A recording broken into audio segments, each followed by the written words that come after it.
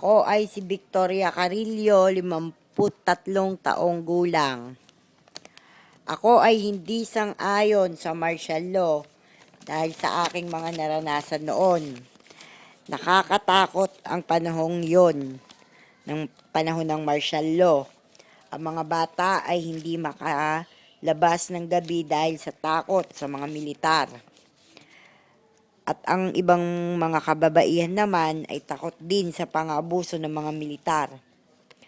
Ang batas ay kapag wala ng araw sa kalangitan, ay kailangan ng nasa loob ka ng inyong tahanan.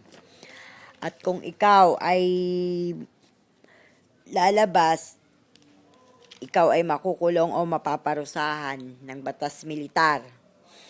Kaya kung ako ang inyong tatanungin, ako ay hindi sang-ayon sa batas